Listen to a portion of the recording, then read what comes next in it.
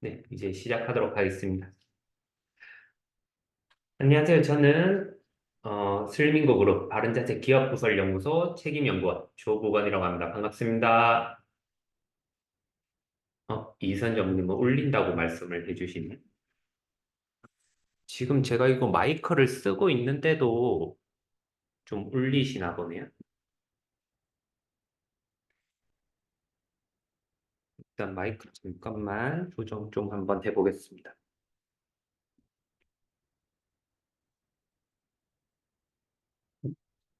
다시 어, 저희 이제 바코드 교육이 이제 6월 달에 이렇게 이루어졌고 내일 남구까지 울산 남구까지 하면 이제 6월 달 바코드 일정은 끝이 나요. 이제 7월도 바코드가 이제 여러 지역에서 진행될 예정인데 7월 예정은 나오는 대로 이제 여기서 보여드리도록 하겠습니다. 이렇게 오프라인 교육도 꼭 참가를 해보시면 좋으실 것 같고 저희 플레이 슬리밍고 어플 다들 사용하고 계시죠? 많이 촬영해 보시고 사진, 전후까지 이제 사례가 나오신 분들은 이제 저희 임직원 분들에게 다 사진을 보내주셔도 좋으실 것 같아요. 사진을 보내주신 분께는 이제 결과가 좋으신 분께는 소정의 이제 상품도 드리고 하니까 많이 촬영을 하셔서 보내주시면 감사하겠습니다. 제가 오늘 이제 이야기할 내용은 임신에 대해서 이야기를 할 거예요. 임신, 이제, 어, 많은 분들이 뭐 아시는 분도 계신데, 제가 이제 이번 주 금요일이면 이제 둘째가 나오거든요. 그래서 이 기회에, 임신에 대해서 많은 분들이 좀 아셨으면 좋겠고, 다음 주에는 제가 산후조리에 대해서 한번 이야기할 건데, 산후조리는 어떻게 하면 좋을지에 대해서 이 기회에 한번 이야기해보는 시간이 됐으면 좋겠다 싶어서, 이제 임신에 대해서 오늘 준비를 했고, 이제 요즘에 많은 뉴스나 기사들을 통해서 출산율이 이렇게 떨어지고 다 하는 거는 다들 알고 계실 거예요. 2013년, 10년 전에 이제 통계치만 보더라도 이때 출산율이 1.19.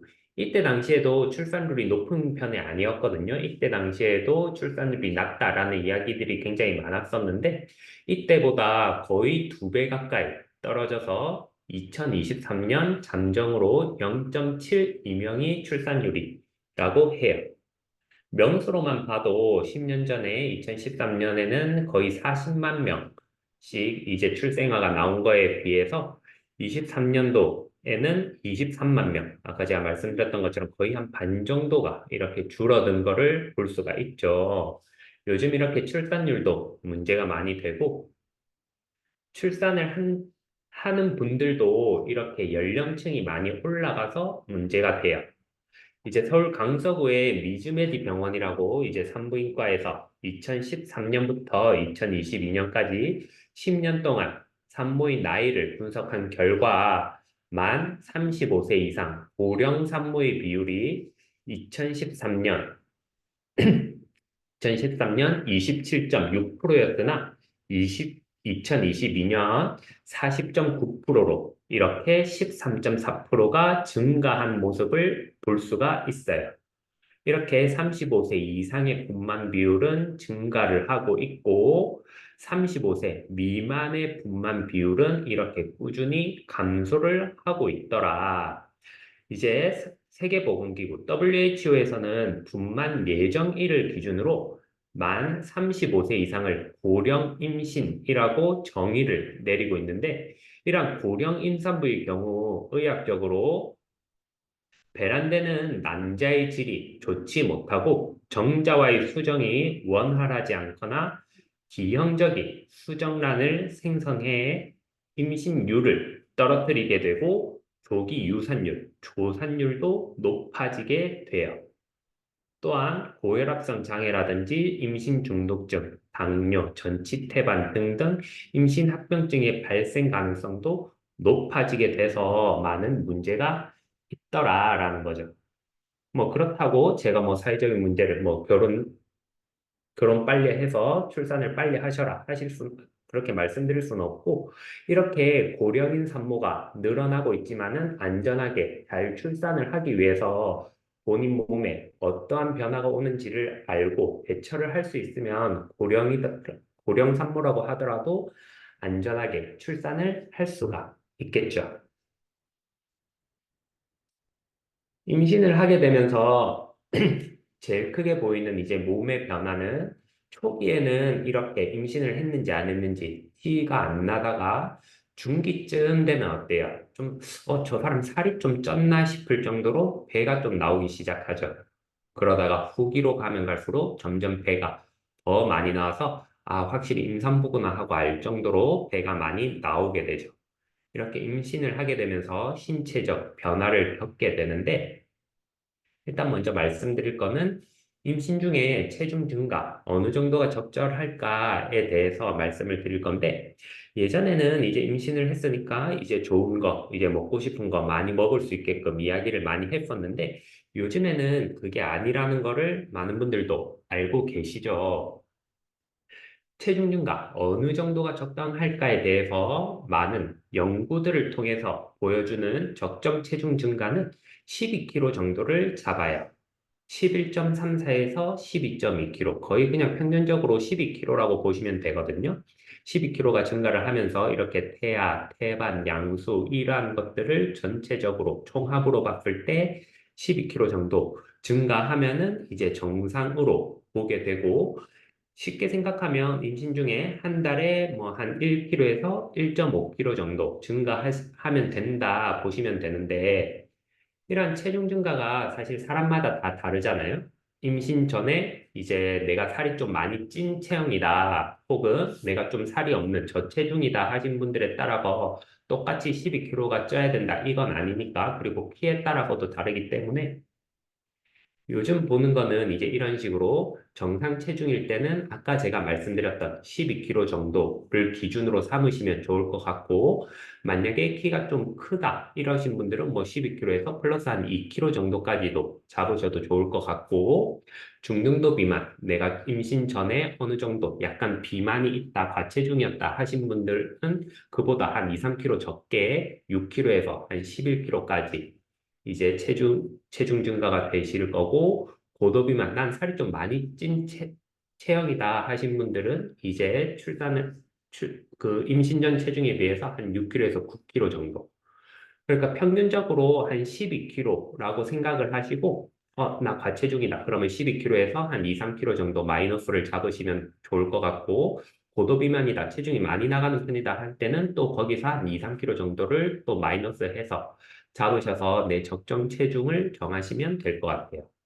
저희 와이프 같은 경우에도 이제 그 기간보다 체중이 좀 많이 늘어서 의사 선생님한테 가서 혼이 났었는데, 이러한 적정 체중을 지키지 못하고 더 많이 체중이 늘어버리면은 이제 많은 문제들이 생기게 되죠. 아무래도 1년 동안, 1년 안에 한 10kg 정도가 늘게 되면 그것만으로도 몸에 부담가 많이 되는데, 이렇게 급격하게 체중이 늘게 되면은 체중을 부하하는 관절인 허리, 골반, 고관절, 무릎, 발목 이런 부분들이 당연히 안 좋아질 수밖에 없겠죠. 체중이 늘면서 이러한 부분이 통증이 생길 수가 있으니 적정 체중 이상 더 찌지 않게 임산부들도 체중 관리를 잘 하시는 게 좋고, 임신 시에 이제 신체의 변화를 또 보게 되면 이제 릴렉신 호르몬도 나오고 여성 호르몬도 많이 증가를 하게 되면서 인체의 결합 조직이 늘어나게 돼요. 특히 인대라는 부분이 많이 늘어나게 되는데 이렇게 인대가 늘어나게 되면서 관절의 안정성은 떨어지게 되거든요. 이렇게 안정성이 떨어진다는 거는 관절에 그만큼 손상이 받기가 쉬워지더라라는 거. 이러한 손상은 아까 앞에서도 이야기했던 체중 부하 관절에 더 많이 손상이 겪게 되는데 아까 앞에서 말씀드렸던 허리, 골반, 고관절, 무릎 이런 부분에서 더 잘 나타날 수가 있더라 하는 거죠. 임산부들에게서 요통은 굉장히 흔하거든요. 한 70% 정도 경험한다라고 이야기를 하는데 이러한 70% 정도 요통을 겪고 있고 골반 통증도 한 50% 정도로 굉장히 흔해요. 환도선다라고 해서 이제 골반 통증을 호소하시는 분들이 많은데 이 환도라는 부분은 한의학적으로 혈자리를 말하는 부분이거든요. 여기 가운데 사진에서 보이는 이 동그라미 쳐져 있는 이 부분. 혹시 여기 임신을 하셔서 출산을 하신 분들 중에 이 부분에나 통증이 있었다 하셨던 분들 계신가요? 어? 사연씨 누구야? 제 와이프는 요즘에 이 부분이 좀 많이 아프다라고 해서 제가 밤마다 꾹 눌러주곤 하거든요.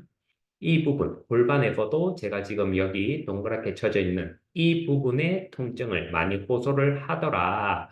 의학적인 명칭으로는 증상유발 골반 이완증이라고 하거든요. 뭐 명칭까지는 모르셔도 골반 쪽에서 흔하게 이 부분에 통증이 나더라 하는 거. 그 다음에 한국은 옛날부터 이렇게 좌식 생활을 많이 했었죠. 그러다 보니까 임신을 하고 나서도 이렇게 좌식을 앉아서 계시는 분들이 많은데 이렇게 좌식 생활을 하게 되면서 허리, 골반이 안 좋아질 뿐더러 일어날 때는 어떻게 해요? 손을 바닥에 짚고 천천히 일어나죠. 손목을 사용해서 이렇게 체중을 부하를 하면서 일어나기 때문에 많은 임산부들이 손목 통증을 많이 호소하기도 해요. 그래서 이러한 허리 통증, 골반 통증, 그리고 손목 통증까지 다양하게 근골격계 통증을 호소하는데 이런 거를 막아주기 위해서 요즘 보면 임산부 복대라고 해서 복부의 안정성을 더해주고 좀 태아를 좀 들어줄 수 있게끔 이런 식으로 임산부 복대가 나오고 그 다음에 이러한 골반 통증 같은 경우에 아까 제가 말했던 이 부분 동그라미 쳐져 있는 이 부분의 통증을 줄이기 위해서 보통 잘 때 많이 아파하더라고요. 제 와이프도 그렇고 밤에 잘 때 아파하는데 이러한 부분이 이런 임산부 베개가 또 있어요. 굳이 이런 임산부 베개가 아니더라도 베개를 이렇게 다리 사이에 끼우고 자게 되면 이 부분에 통증이 많이 떨어지게 되거든요. 제 와이프도 이거를 제가 베개를 끼워줘 봤더니 확실히 더 낫다라고 안녕하세요. 얘기하더라고요. 어, 아무튼 골반 통증을 줄이기 위해서 주무실 때 이렇게 다리 사이에 베개를 끼워주는 것도 좋고 그리고 좌식 생활은 아까 말씀드렸던 이유로 허리에도 안 좋고 골반에도 안 좋고 또 일어날 때 손목을 이용해서 체중이 실리다 보니까 안 좋아요. 그렇기 때문에 임산부들 특히 의자를 많이 사용해서 소파나 의자 위에 앉는 게 좋고 그 다음에는 이제 심장, 폐, 혈관계에도 임신을 하게 되면서 영향을 많이 미치게 되죠. 특히 임신 중에 발생하는 하지정맥류에 대한 많은 연구가 있었거든요. 하지정맥류는 이렇게 혈관이 밖으로 보이는 걸 하지정맥류라고 하고, 이러한 하지정맥류에 대하여 많은 연구가 있었는데, 발생률은 한 8%에서 20% 정도라고 하거든요. 범위가 좀 큰 편인데, 임신 초기, 대개는 이제 6주경에 생기기 시작해서 임신 중에 점차적으로 증가하다가 출산 후에 빠르게 사라지는 게 특징인데, 과거에는 임신 중 커진 자궁의 압력이 하지정맥류의 원인이라고 생각을 했었어요. 그러나 실제로 자궁이 커져서 압력을 유발하기 훨씬 전부터 임신 중에 하지정맥류가 발생을 하거든요. 그래서 현재는 이제 정맥이 확장이 돼서 이러한 하지정맥류가 생기는 거는 자궁의 압력보다는 이제 여성 호르몬의 영향으로 보고 있어요. 이러한 하지정맥류가 임신 초기에 많이 보이게 되고 이러한 하지정맥류를 예방하고자 하면은 이제 낮에 활동 시에는 하지에 이러한 압박 스타킹, 의료용 압박 스타킹을 착용하고 밤에는 다리를 심장보다 높이 들어서 하지에 있는 혈액이 심장 쪽으로 다시 혈액순환이 잘 될 수 있게끔 밤에 다리를 들어주는 것도 많이 도움이 되실 거고요. 그 다음에 임신을 하게 되면서 이제 아까 말했던 정맥의 팽창성이 늘어나게 되고 정맥의 이러한 영향으로 인해서 혈압은 떨어지게 되거든요. 특히 이제 임신 중에 보면은 혈액량이 임신 후 이제 많이 증가하게 되는데 여기 보이시는 이제 혈장과 여기 적혈구 이렇게 보이는데 적혈구의 양보다 혈장이 더 많이 증가를 하기 때문에 생리적인 빈혈이나 이런 것들이 생길 수가 있어요. 따라서 이제 적절한 수분 섭취를 많이 해주시는 게 좋고 정기적인 검진도 해보시면서 적절히 철분제를 많이 드시는 것도 이제 이러한 빈혈을 예방하는 데 많이 도움이 되실 수가 있으시고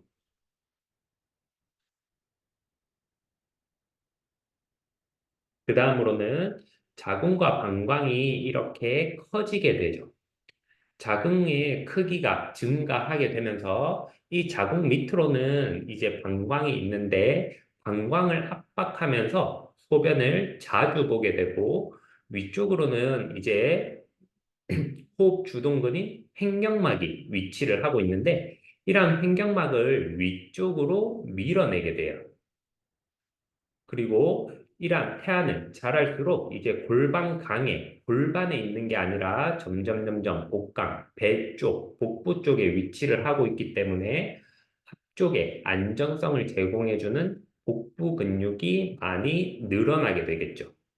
이로 인해서 복직근, 이개와 같은 것들이 생길 수가 있고 그래서 임신 중에는 적절한 호흡 운동을 통해서 횡격막이 많이 올라가지 않도록 적절한 호흡을 통해서 횡격막을 운동을 지속적으로 시켜주시는 게 좋고 체간 앞쪽 안정성을 위해서 복부 근육 강화 운동도 꼭 하셔야 돼요. 복부 근육 강화와 호흡 운동이 많이 중요하더라. 복직근 이개는 잘 모르시는 분들도 계셔서 이렇게 우리 몸은 복근을 가지고 있어야 돼요. 그런데 임신을 하게 되면서 복부가 많이 늘어나게 되죠. 이렇게 늘어나게 되면서 여기 끝에 보면 가운데 이 하얀 선들이 많이 늘어난 모습을 보이게 되는데 그로 인해서 여기 왼쪽의 모습처럼 복부가 예쁜 모양이 아니라 벌어진 복부가 되죠. 이게 이제 복직근 이개라는 거거든요. 이렇게 벌어지게 되니까 여성분들은 특히 이제 뱃살이 더 많이 쪄 보이겠죠. 이게 이제 복직근 이개다 하는 거 봐주시면 좋을 것 같고, 그 다음에 골반 저근도 많이 문제가 생기게 되는데, 복부 근육의 과도한 신장으로 인해 많이 늘어남으로 인해서 허리의 안정성이 떨어지게 되고, 골반 기저근은 중력을 대항하는 위치에 있고 역할을 해야 되는데, 임신을 하게 되면서 골반 강 내의 무게가 증가함으로 인해서 골반 기저근을 밑으로 계속 눌리게 되겠죠. 그러면서 골반저근의 근육 작용이 떨어지게 되는데 그래서 임산부들에게서 정기적인 복부 근육과 골반저근 근력 강화가 중요하더라라는 거죠. 골반저근은 여기 밑에서 보이는 여기 골반 안을 싸고 있는 막이라고 생각하시면 되는데 여기 왼쪽에서 보면 이게 꼬리뼈가 있고 골반뼈가 있는데 밑에가 뚫려 있죠. 여기 손가락 넣은 이 부분. 뚫려 있는 이 부분을 막아주는 골반 기저근이라고 보시면 되거든요. 보통 이제 많이 말씀을 하시는 게 밑이 빠질 것 같다. 밑이 빠질 것 같은 통증, 느낌이다라고 이야기를 많이 하시는데 제 와이프도 그렇게 이야기하던데 사실 남자들은 잘 못 느끼는 그런 밑이 빠지는 느낌이 난다, 통증이 난다 하시는 분들은 앞에서 제가 이야기했던 것처럼 골반 기저근 강화를 해주시면 좋은데 골반 기저근 강화는 제가 예전에도 한번 말씀을 드렸었어요. 항문을 쪼았다 풀었다 하는 케겔 운동 있죠. 이런 케겔 운동을 잘 해주시면 좋은데 케겔 운동할 때 엉덩이 전체적으로 힘을 주는 게 아니라 항문이 있는 그 부분만 약간 올라간다는 느낌을 주면서 힘을 주셔야 되거든요.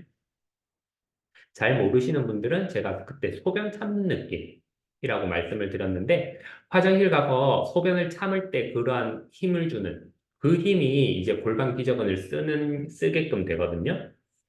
만약에 근데 그러한 느낌도 잘 모르겠다 하시는 분들은 그냥 엉덩이 전체적으로 힘을 줬다 뺐다 하는 거를 먼저 연습해 보시면 좋으실 것 같고요.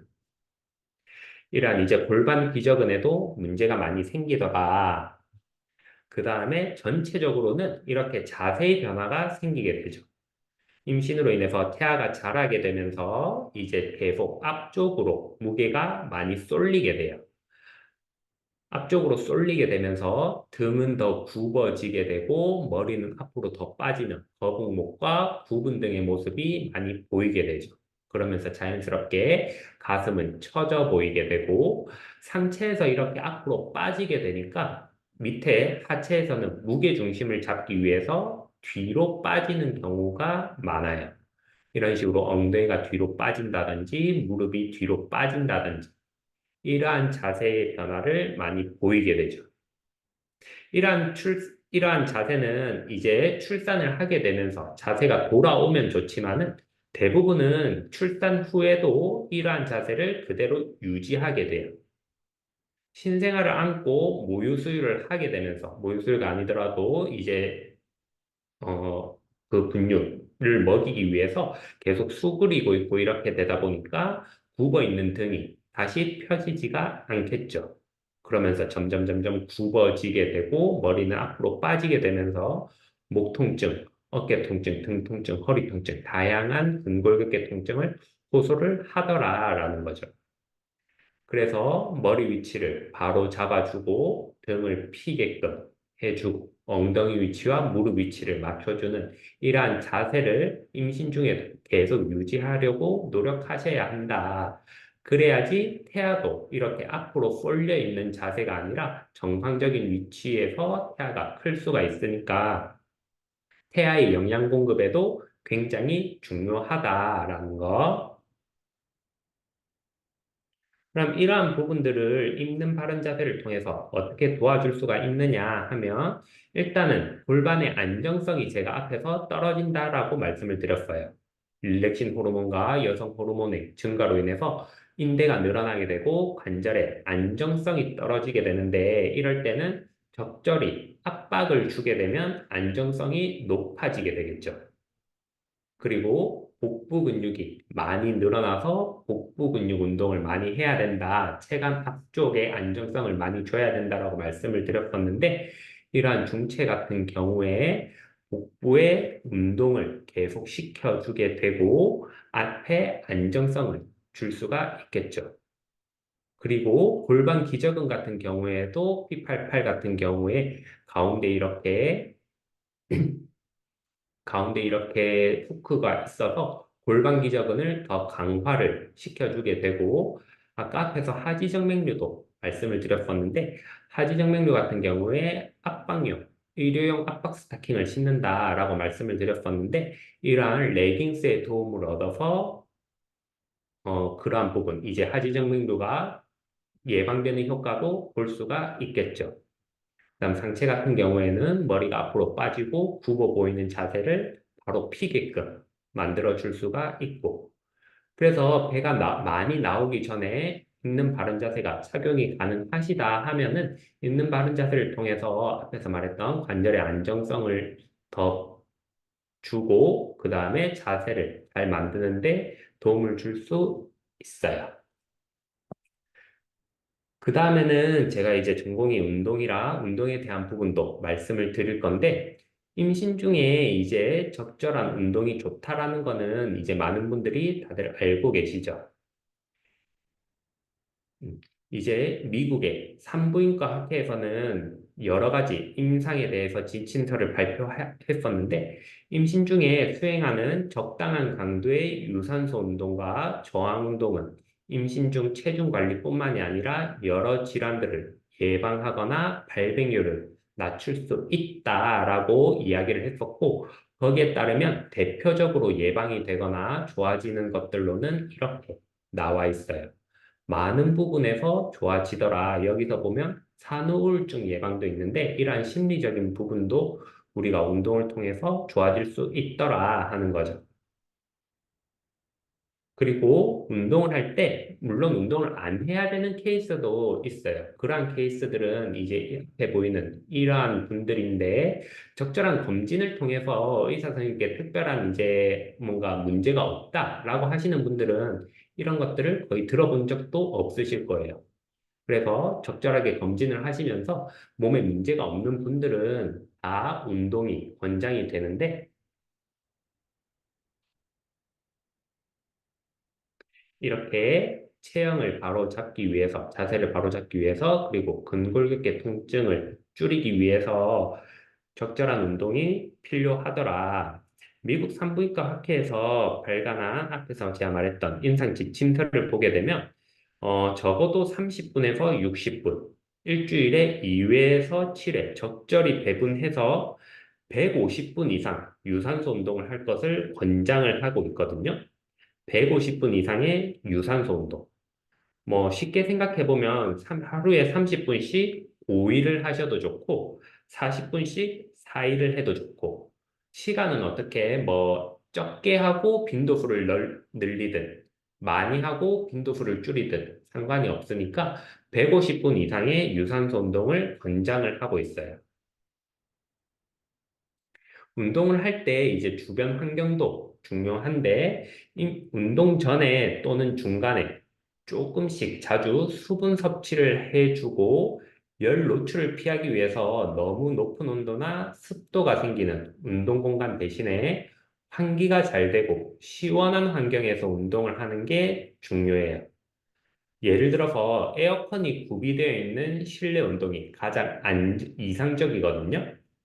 그리고 운동 중에 혈액순환이 잘 될 수 있도록 너무 꽉 끼는 운동복보다는 좀 적당히 여유 있는 운동복을 입고 운동을 하시는 게 좋고, 체온을 올릴 수 있는 사우나, 열탕, 이런 것들은 좋지 못하겠죠. 폐하 신경관 손실 가능성이 있다는 연구가 굉장히 많거든요. 사우나, 열탕, 이렇게 심부온도를 올릴 수 있는 것들은 안 하시는 게 좋겠다. 물론 운동을 하게 되면 열이 오르긴 하지만은 운동을 하는 것과 폐하 신경관 손실과는 관련이 없다는 게 일반적이거든요. 그래서 운동을 통해서 적절히 온도가 올라가는 거는 괜찮다 하는 거. 그리고 임신 전에 활동적으로 운동을 꾸준하게 하셨던 분들은 특별한 문제가 없다라고 한다면 임신 전에 운동 프로그램을 그대로 유지하셔도 좋거든요. 그러니까 강도를 임신을 했다고 굳이 떨어뜨리지 않는다는 거예요. 강도를 지속적으로 유지해도 좋고, 기간이 지나면서 체중이 증가하면서 자연스럽게 이제 운동 수행력이 떨어지는 거는 그 떨어지는 만큼만 해서 수행을 하시는 게 좋고, 동일한 강도, 이러한 것들을 계속 반복해서 유지하셔도 된다라는 거. 많은 분들이 보면 초기에 막 무조건 안 움직이고 안정을 취하려고 하시는데 그러한 것들보다는 운동과 바른 자세 습관을 가지는 게 좋다라는 말씀을 드리면서 유퀴즈에서 이제 산부인과 의사 선생님께서 나오셔서 하셨던 걸 제가 가져왔거든요. 이분께서 말씀하시기로 신체 활동을 중단하고 가만히 있도록 보통 예전에는 장려를 많이 했었는데 이분께서 보시기에 제일 안 좋은 게 안정이더라. 이렇게 안정을 취해야 할 케이스, 뭐 단태이거나 쌍태이거나 뭐 삼태아이거나 앞에서 봤던 여러 뭐 질환들이 있는 경우가 아니라고 한다면 이분께서도 말씀하시죠. 안정 빼고 다 하라고. 편하게 안정하는 게 더 낫지 않을까요? 하고 물어보니까 그게 독이라고 이야기를 하시면서 유산이 12주 내에 많은 건 맞지만 무조건 안정해야 되는 건 아니다라고 하시면서 안정을 금하는 첫 번째 이유로는 몸이 나빠진다. 그리고 혈전증 위험이 높아진다. 그리고 근육이 빠진다는 말씀도 하세요. 2주만 안정을 해도 근육이 빠진다라는 거. 그리고 삶의 질이 너무 떨어지더라는 거. 그래서 핵심은 임신 초기에 안정성, 그러니까 임신 초기에 임신을 한 지 얼마 안 됐으니까 그냥 무조건 안정하는 것보다는 앞에서 제가 말했던 것처럼 적절하게 운동도 하시고 바른 자세를 통해서 건강 관리를 하시는 게 무조건 좋다라는 거. 오늘 제 내용은 여기까지 하도록 하겠습니다. 들어주신다고 모두 수고 많으셨고, 저는 여기까지 하도록 하겠습니다. 수고하셨습니다. 자, 오늘도 우리에게 유익한 정보를 주신 조부건 마스터님에게 큰 박수 한번 부탁드리겠습니다. 예, 오늘 월요일인데요. 많은 분들이 또 카메라를 켜서 참여를 해주고 계십니다. 다시 한번 감사드리고요. 자, 이제 스쿼트를 하고 우리 또 오늘 하루를 힘차게 시작하도록 하면 좋을 것 같습니다. 자, 오늘 삼삼 스쿼트 하는 날이고요. 28개 도전하도록 하겠습니다. 자, 준비하시고 미리 발목하고 무릎 좀 풀어주시고요. 예, 허리도 좀 돌려주시고 참여 못하시는 분들은 있는 곳에서 스트레칭이나 목 운동 이런 것도 하시고요. 끝나고 꼭 스쿼트 여러분들 하시기 바랍니다. 자, 오늘은 이제 삼삼 스쿼트를 할 거고 28개를 할 거기 때문에 7번씩 4세트를 하도록 하겠습니다. 그래서 7개 하고 10초 쉬고 7개 하고 진행하도록 하겠습니다. 자, 준비하시고 자, 첫 번째 내려가겠습니다. 하나, 둘, 셋, 올라오시고 하나, 둘, 셋. 두 번째 내려가겠습니다. 하나, 둘, 셋. 호흡에 힘 주시고 올라오세요. 하나, 둘, 셋. 세 번째 내려가겠습니다. 하나, 둘, 셋. 올라오시고 하나, 둘, 셋. 네 번째 내려가겠습니다. 하나, 둘, 셋. 올라오시고 하나, 둘, 셋.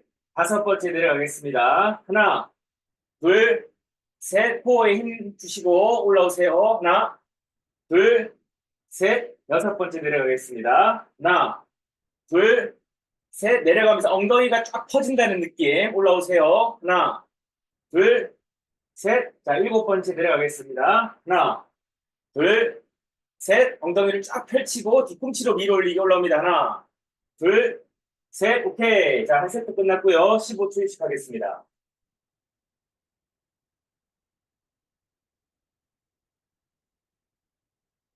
내려갈 때 내려가시면서 코를 세우고 내려가면서 엉덩이가 쫙 펴진다는 느낌으로 엉덩이를 쭉 펴주시고 그 상태에서 발 뒤꿈치로 밀어 올리면서 올라오는 겁니다. 자, 다시 7개 가겠습니다. 준비. 자, 내려갑니다. 하나, 둘, 셋.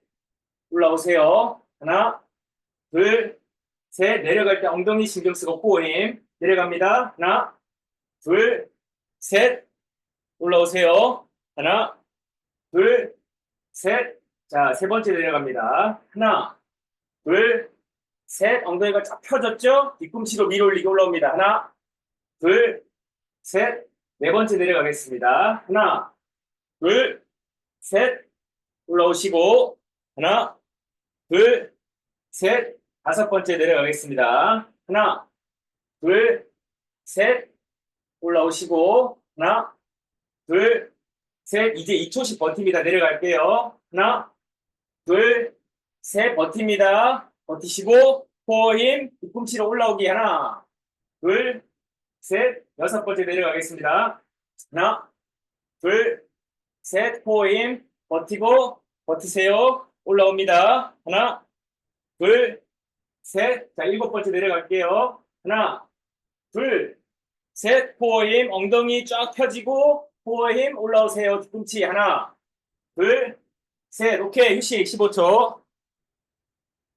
자, 절반 왔습니다. 14개 했고요. 이제 14개 남았습니다. 숨 고르기. 허벅지 엉덩이 풀어주시고 이 운동을 하시고 나면 여러분들 허리 아프신 분들 걸을 때 무릎 아프고 허리 아픈 분들 정말 개선 많이 됩니다. 지금 내려가면서 코어에 힘을 준 상태로 엉덩이가 쭉 늘어난 상태에서 수축이 일어난 상태고 올라올 때는 발 뒤꿈치로 밀어 올린다는 생각으로 하게 되면 걸을 때도 이 동작이 학습이 됐기 때문에 여러분들이 보통 우리가 전진하면서 걷게 되는데 그때 무릎 관절이나 연골의 부담을 많이 줄이고 엉덩이 근육과 코어를 사용해서 걷는 방법을 뇌가 학습을 하게 됩니다. 그걸 지금 강화하는 것이 이 33 스쿼트의 핵심이고요. 준비. 3세트째 7개 가겠습니다. 자, 시작. 하나, 둘, 셋. 멈추고 2초 버팁니다. 올라오세요. 하나, 둘, 셋. 두 번째 내려갈게요. 하나, 둘, 셋. 버팁니다. 버티시고 올라오세요. 뒤꿈치 하나, 둘, 셋, 세 번째 내려갑니다. 하나, 둘, 셋, 버티시고, 자, 버팁니다. 오케이, 올라오세요. 하나, 둘, 셋, 자, 네 번째 내려갈게요. 이제 3초 버팁니다. 하나, 둘, 셋, 버티세요. 버팁니다. 버티세요. 올라오세요. 뒤꿈치. 하나, 둘, 셋, 자, 다섯 번째 내려갈게요. 하나, 둘, 셋, 자, 버티고, 코어의 힘, 엉덩이 쫙 늘린다는 느낌, 버티세요. 뒤꿈치로 올라옵니다. 하나, 둘, 셋, 여섯 번째 내려갑니다. 하나, 둘, 셋, 자, 버티고, 버팁니다. 코어의 힘, 상체 버티고, 뒤꿈치 위로 올리기. 하나, 둘, 셋, 일곱 번째 내려가겠습니다. 하나, 둘, 셋, 자, 버티고, 엉덩이로, 코어로, 오케이, 버팁니다. 뒤꿈치 위로 올리기. 하나, 둘, 셋, 오케이, 3세트 끝. 자, 호흡 조절하시고, 뭉치거나 혹시 뻐근한 곳 있으면 풀어주십시오.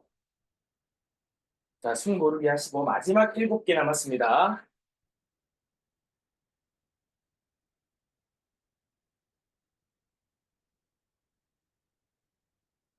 오 초 뒤에 시작할게요. 자, 준비. 마지막 7개 최선을 다해서 훌륭한 자세로 한번 해보겠습니다. 자, 내려가겠습니다. 하나, 둘, 셋, 버팁니다. 버티고, 버티세요. 버팁니다. 올라오세요. 하나, 둘, 셋. 자, 두 번째 내려가겠습니다. 하나, 둘, 셋. 자, 버티고, 버팁니다. 버티세요. 자, 올라옵니다. 하나, 둘, 셋. 자, 세 번째 내려가겠습니다. 하나, 둘, 셋. 자, 버티고, 버팁니다. 버티세요. 자, 올라옵니다. 하나, 둘, 셋. 자, 네 번째, 이제부터 4초. 하나, 둘, 셋. 엉덩이와 코어로 버팁니다. 버티세요. 버티고, 뒤꿈치로 밀어 올리기. 하나, 둘, 셋. 자, 이제 4개 남았습니다. 네 번째 내려갈게요. 하나, 둘, 셋. 자, 버티고, 버팁니다. 코 세우고, 뒤꿈치 위로 올리기. 하나, 둘, 셋. 자, 3개 남았습니다. 다섯 번째 내려갈게요. 하나, 둘, 셋. 자, 버티고, 코어의 힘, 버팁니다. 버티고 올라오세요. 하나, 둘, 셋. 여섯 번째 내려가겠습니다. 하나, 둘, 셋. 자, 버티고, 버팁니다. 버티세요. 자, 좋고, 올라오세요. 하나, 둘, 셋. 2개 남았습니다. 일곱 번째 내려갈게요. 하나, 둘, 셋. 버팁니다. 코어의 힘, 버티고, 잘하고 있습니다. 올라오세요. 뒤꿈치 하나, 둘, 셋. 마지막 1개 내려갑니다. 하나, 둘, 셋. 자, 버티시고, 둘, 셋. 좋습니다. 잘하고 있어요. 뒤꿈치 올라오기. 하나, 둘, 셋. 오케이. 자, 박수. 야, 여러분도 오늘도 기록을 또 지난주에 27개 이어서 갱신을 하셨습니다. 28개. 수고하셨습니다. 자, 숨 고르기 하시고 호흡 조절 하시기 바라겠습니다. 자, 자료를 또 공유를 하도록 하겠습니다.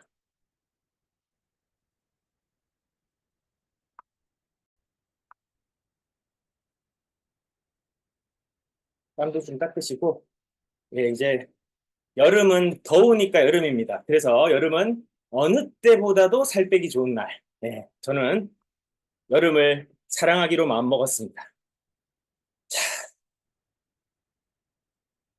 지금 이제 광고 보시는데요.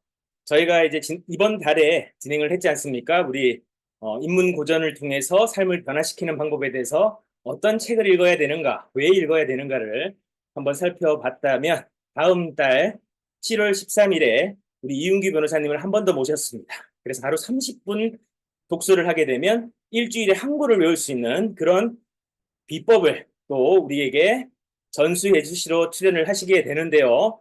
이 시간도 많이들 활용해 주시고 또 제일 좋은 거는 토요일이라 쉽지 않지만 라이브로 듣는 게 가장 좋습니다.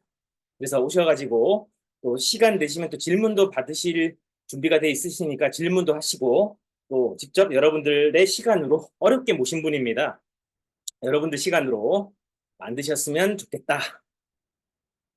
자, 바코디는 말씀을 드렸고요. 우리 창업 설명회는 오늘 6월 24일 월요일인데 대전 컨벤션 센터에서 오후 2시부터 진행이 될 예정입니다.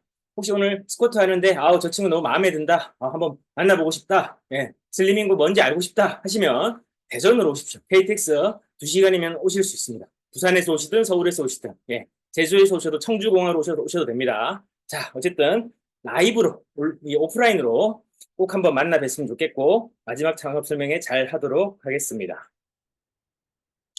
자, 337제 프로젝트 66일 미쳐라 1부 바르게 건강하고 우리 조부건 마스터님 진행하셨고 2부 바르게 잘 살아보자 2부를 진행하는 저는 슬리밍고 그룹의 대표이사 엄태호고요. 203일차 진행하도록 하겠습니다. 오늘 또 출첵 완료하시는 분들 축하드리고요. 또 계속해서 여러분들의 성장과 변화에 같이 도전하는 그런 습관을 만들어 갔으면 좋겠습니다.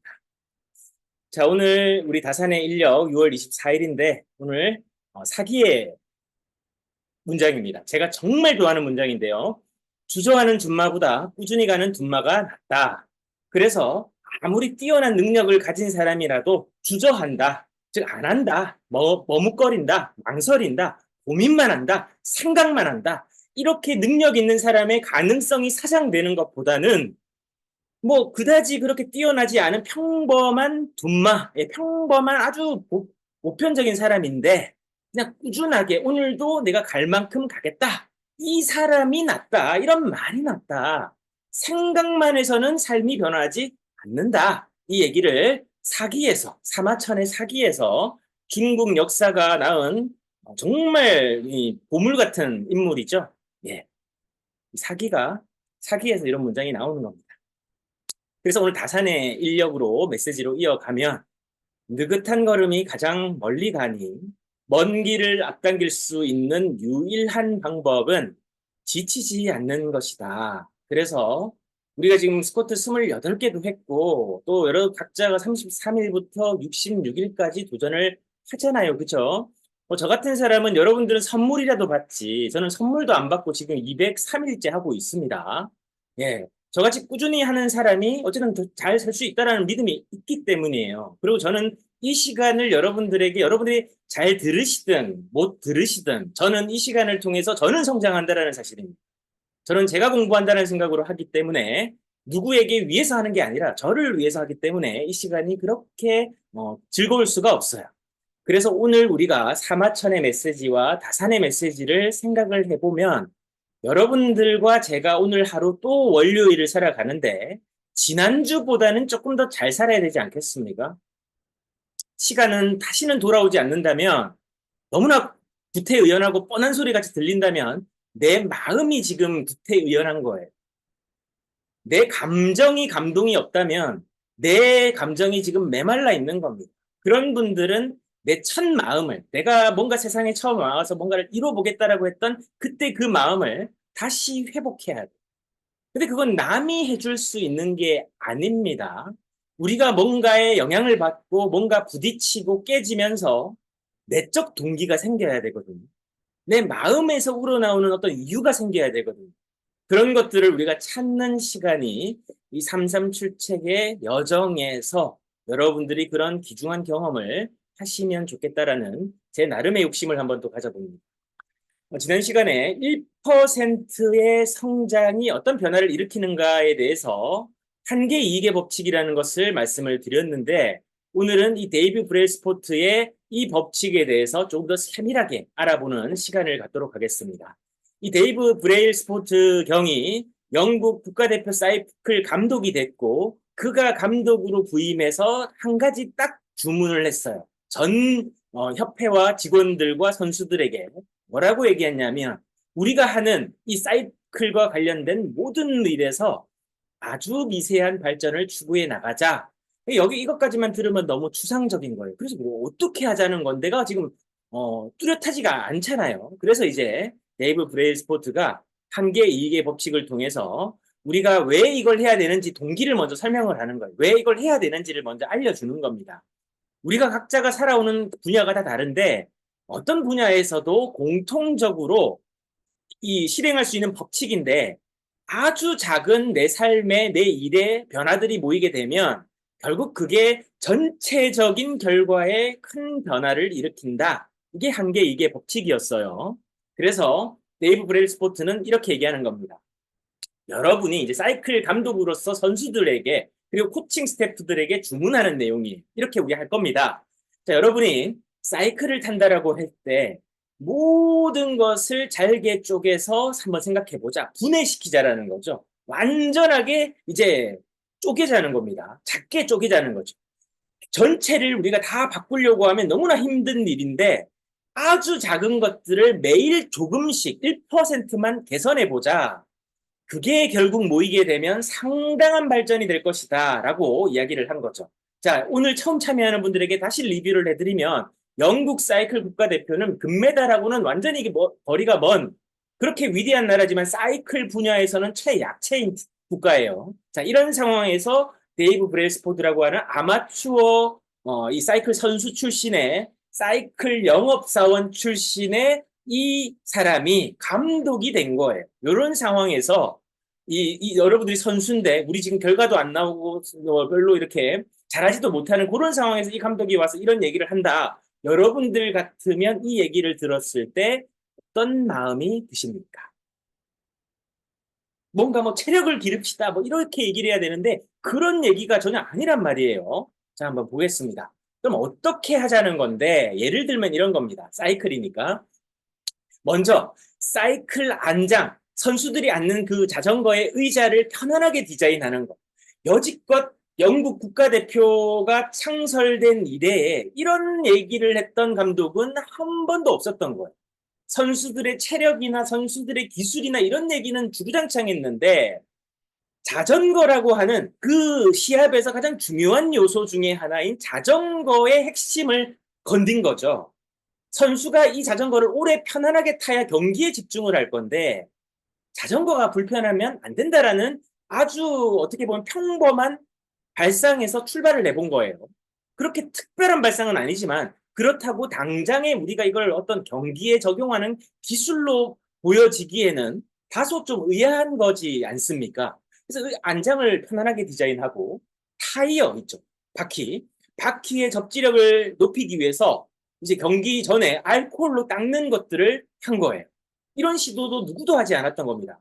그 다음에 또 했던 것이 체온을 올리는 오버셔츠를 입어서 이상적인 근육 온도를 유지하게 하기. 이거는 스포츠 과학에서 실행이 되는 것들인데 선수의 컨디셔닝에 이제 적용을 해서 복장까지도 신경을 쓰게 된 겁니다. 왜냐하면 체온을 유지하지 못하면 아까 보셨지만 이렇게 야외에서 사이클을 보통 경기를 하게 되는데 이런 외적인 환경에서 이 선수들의 컨디션이 급격하게 영향을 받더라는 거예요. 그래서 그런데 영향을 받지 않도록 착용을 시킨 거죠. 자, 여기서 우리가 깨알 홍보를 좀 하자면 우리 상체 SM880이라고 하는 특허받은 입는 바른 자세가 있지 않습니까? 이 특허받은 입는 바른 자세 SM880은 스위스 기술 대상을 받은 하이큐라고 하는 회사의 어댑티브 다이나믹 쿨링이라고 하는 스마트 템포, 영리한 온도 제어 기술이 그 원단에 접목이 돼 있어서 이 SM880을 여름에 이 더운 날씨에 착용을 하시더라도 우리가 아무리 이제 체표면에 이 뜨거운 열을 받으면 신체 온도가 아무래도 상승하지 않겠어요. 그렇게 상승하지 않도록 적정 체온을 유지시켜 주고요. 겨울에 또는 추운 극지방에 가가지고 내가 이 SM880을 착용하고 있다. 그럼 우리가 신체가 유지해야 되는 적정 온도가 손실되지 않도록 체온을 유지시켜주는 그 기술이 스마트 템포 기술인데 저희 SM880 원단에는 그 기술이 적용돼 있다라는 겁니다. 이게 하이큐사의 기술력이. 우리는 그 기술을 그대로 수용해서 특허받은 있는 바른 자세의 교정력과 함께 사용을 하게 된 겁니다. 자, 지금 제가 뭘 얘기하다가 여기로 지금 샜는지 모르겠지만, 자, 온도를 유지한다. 이게 참 중요하다라는 얘기를 하고 싶었는데, 우리 제품으로 잠깐 갔네요. 자, 다시 돌아가겠습니다. 또, 이 데이브는 생체 감지 센서를 부착해서 운동할 때 생체적 반응을 파악을 했고요. 이 선수들이 어떻게 지금 운동을 하고 이 사이클을 타고 있을 때 심리적, 생체적 반응이 일어나는지 생리적 요소까지도 계속 파악을 했다라는 거고, 바람 부는 터널에서는 다양한 소재의 옷을 입고 달리게 해서 어떤 소재가 그 선수에게 맞는지를 계속적으로 디자인하고 고민하고 고안했다라는 겁니다. 그리고 선수복도 거기에 맞춰서 디자인을 바꿔서 입혔고요. 이런 선수는 단거리에 강하고, 이 선수는 오르막에 강하고, 이 선수는 뭐 나중에 후반부에 강하고, 뭐 이런 거에 맞춰서 다 선수복을 각각 디자인을 해줬다라는 겁니다. 엄청난 디테일이죠. 이런 것을 한 감독이 아무도 없었다라는 거예요.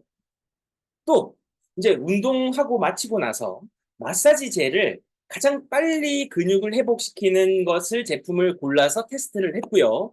또 외과 의사를 외부에서 고용을 했어요. 그래서 선수들마다 가장 적합한 손 씻기 방법을 가르쳐 가지고 손을 잘 안 씻으니까 면역력이 약화되고, 그렇게 되니까 감기가 걸릴 확률이 높아진다는 거예요. 여기에 착안해서 선수들마다 적합한 손 씻기 방법과 그에 관련된 이 손 씻는 그 비누 이런 것들을 선택하게 해서 감기에 걸릴 확률까지 낮추는, 이런 보이지 않는 작은 일들을 했다라는 겁니다. 또 어떤 베개와 매트리스를 쓰는지 선수들의 그 일거수일투족을 다 파악을 해서 그에 맞는 체형에 맞는 매트리스와 베개를 선택하도록 이제 지원을 했고, 또 이거 정말 중요한데요.